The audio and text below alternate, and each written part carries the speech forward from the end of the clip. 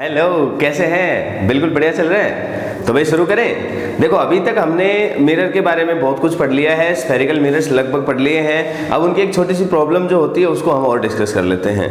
Problem का नाम है साहब स्फेरिकल एब्रेशन। देखो, स्फेरिकल एब्रेशन क्या है, मैं इसको एग्जांपल से समझाऊंगा, थोड़ा तुरंत समझ में आ जाएगा आपको। आपके पास ये एक मिरर है भाई, ये एक मिरर है, ये हमने एक स्फेरिकल मिरर लिया है। अब फिलहाल ये हमने ले रखा है कॉनकेव मिरर, ठीक है जी। तो भाई साहब ये देखो कॉनकेव मिरर है, ये इसकी प्रिंसिपल एक्सिस है साहब। प्रिंसिपल एक्सिस के पास में और उसके पैरेलल जो लाइट रेज आती हैं उनको बोला जाता है पैरा एक्सियल रेज। मतलब साहब देखो क्या हुआ, पैरा एक्सियल रेज यहाँ से आई, टकराई, आपको तो पता ही है जो लाइट रेज प्रिंसिपल एक्सिस के पैरेलल आती हैं, पास में होती है, वो एक पॉइंट से पास करती हैं और उस पॉइंट का साहब नाम दिया जाता है फोकस। मतलब जी इस पॉइंट का हमने क्या नाम दे दिया साहब, फोकस। अब हुआ क्या, प्रिंसिपल एक्सिस के ही पैरेलल मिरर से थोड़ी दूर और लाइट रेज आ रही है, ऐसी लाइट रेज को बोला जाता है मार्जिनल रेज। अब भाई प्रॉब्लम क्या आई कि देखो पैरा एक्सियल रेज तो एक पर्टिकुलर पॉइंट पर कंसंट्रेट हो गई, लेकिन मार्जिनल रेज उसी पॉइंट पर कंसंट्रेट नहीं हो पाई, वो थोड़ा सा दूर कंसंट्रेटेड हुई। मतलब देखो धीरे धीरे क्या हुआ कि जो फोकस है वो इधर इधर इधर इधर इधर ऐसे शिफ्ट होना शुरू हो गया है। कहने का मतलब है कि लाइट रेज ये वाली आती है तो ये यहाँ कंसंट्रेट होने की बजाय ये यहाँ प्रिंसिपल एक्सिस को काट रही है। इसका मतलब देखो क्या हुआ, यदि हमारे पास एक बड़ा मिरर हो गया, या फिर वी कैन से दैट यदि बीम बहुत वाइड आ रही है अपने पास, तो उसके कुछ पॉइंट्स तो एक जगह कंसंट्रेट होंगे, बाकी के जो पॉइंट्स तो धीरे धीरे धीरे धीरे धीरे स्प्रेड होना शुरू हो जाएगा फोकस।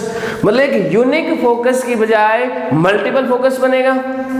इसी प्रॉब्लम को हम कहते हैं स्फेरिकल एब्रेशन, कि भाई जब एक वाइड बीम लाइट फॉल करती है सब स्फेरिकल मिरर पे, तो सारी की सारी लाइट है वो फोकस नहीं हो पाती है। कहाँ पे, सिंगल पॉइंट पे, किसी एक सिंगल पॉइंट पे फोकस नहीं हो पाती है, और इसी को कहा जाता है स्फेरिकल एब्रेशन। मतलब इसी चीज को हम स्फेरिकल एब्रेशन का नाम देते हैं। अब देखो एक गजब की बात क्या है कि भाई साहब इस प्रॉब्लम के कारण सिंगल फोकस एग्जिस्ट नहीं कर रहा है। अब गजब की बात यह है कि भाई ये रिलेशन तो आपने सुना ही होगा, याद करो इस रिलेशन का क्या नाम है, इसको कौन सा फॉर्मूला कहते थे हम, मिरर फॉर्मूला। तो भाई जरा गौर से देखो, ऑब्जेक्ट तो जहां रखा था वहीं रखा था, मतलब ये वैल्यू तो फिक्स वैल्यू थी सब, लेकिन ये यूनिक वैल्यू नहीं है। मान लो यहाँ से यहाँ तक की लेंथ जो है वो 5 है सेंटीमीटर, तो और ये यहाँ से यहाँ मान लो साहब 4 सेंटीमीटर है, तो फोकल लेंथ क्या लेंगे आप, 4 लेंगे या 5 लेंगे? देखो कहने का मतलब क्या है कि भाई फोकल लेंथ तो 4 से 5 की सभी वैल्यूज को लेगी, तो जब यहाँ पर 4 से 5 की सभी वैल्यूज पुट करेंगे, मतलब कभी 4 आएगी, फिर 4.1 आएगी, 2 आएगी, 3 आएगी, धीरे धीरे करके 5 भी हो जाएगी, तो उनके कोरस्पोंडिंग जो v आएगी, मतलब इमेज की डिस्टेंस आएगी वो भी अलग अलग आएगी। मतलब कहने की बात ये है कि ऑब्जेक्ट एक है लेकिन अलग अलग जगह पर उसकी इमेज बन रही है। देखो एक जगह इमेज बनती तो सारी की सारी, मान लो 50 करोड़ रेज आई तो वो टकराई मिरर से और एक जगह मिली तो ब्राइट इमेज बनती, लेकिन अब ये जो 50 करोड़ आए हैं ये एक जगह नहीं मिले, 10 करोड़ कहीं और मिल रहे हैं, 2 करोड़ कहीं और मिल रहे हैं, 5 करोड़ कहीं और मिल रहे हैं, इस तरीके से। तो एक इमेज यहाँ, फिर उसके साथ में दूसरी इमेज, तो आप बताओ इमेज की क्वालिटी अच्छी होगी या खराब होगी? क्या होगी, जल्दी सोचो, खराब क्वालिटी होगी। तो वही प्रॉब्लम है भाई साहब कि स्फेरिकल एब्रेशन के कारण जो इंटेंसिटी ऑफ द इमेज है that is not as much sharp as it can be at the single focus in the case of single focus. मतलब सिंगल फोकस के केस में जितनी क्वालिटी ऑफ इमेज मिल सकती थी वो हमें यहाँ नहीं मिल रही है। इसी प्रॉब्लम को हम कहते हैं स्फेरिकल एब्रेशन।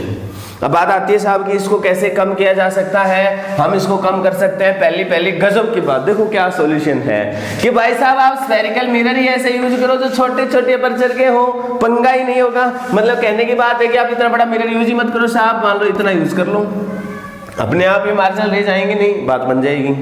कभी कभी ये होता है कि साहब मिरर तो बड़ा ले आए, खर्चा कर दिया है, अब क्या करें, मान लो कोई स्पेशल पर्पस के लिए लेके आए हैं, तो साहब देखो ऐसा है उस पर्टिकुलर केस में आप क्या करो, स्टॉपर्स लगा लो। मतलब ये लाइट रे इधर से आ रही है ना, तो यहाँ पर बीच में ऑब्स्टेकल खड़ी कर दो।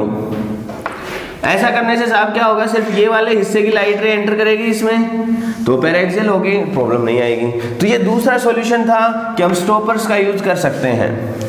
तीसरा जो सॉल्यूशन है वो गजब का सॉल्यूशन है और अक्सर ये यूज किया जाता है प्रैक्टिकल में। देखो कैसे यूज करते हैं कि भाई आप जो स्फेरिकल मिरर था उसको पैराबोलिक शेप में कन्वर्ट कर दो, मतलब जस्ट लाइक पैराबोला बना दो उसको। तो भाई साहब क्या होगा कि जो पैराएक्सियल रेज आएंगी, these are the paraxial rays, these are the marginal rays, दोनों ही एक ही फोकस पे कंसंट्रेट होती है इस पर्टिकुलर केस में, इसलिए यहां पर हम पैराबोलिक मिरर्स का यूज करें तो बेटर है, मतलब पैराबोलिक शेप यूज करें रिफ्लेक्टिंग सरफेस की।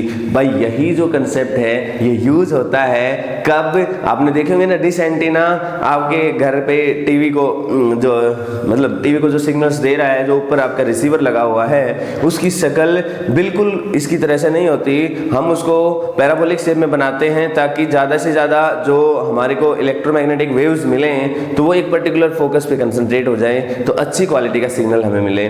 तो जनरली जो हम लोग यूज़ करते हैं, जो डिश एंटीना जो होते हैं वो जनरली इस शेप के बने होते हैं, पैराबोलिक शेप के। वो उनका कारण क्या है, ताकि एक पॉइंट फोकस हो जाए कि जो आपका रिसीवर रखा हुआ है वो एक जगह सारी रेस को कैप्चर कर पाए, इसलिए अच्छी क्वालिटी वो आपको दिखा पाएगा। तो भाई देखो ऐसा है, पैराबोलिक मिरर्स की इन प्रॉब्लम्स को दूर करा जा सकता है। कैसे करा जा सकता है मैंने आपके साथ डिस्कस किया, आई होप आपने समझा होगा। Okay, good bye.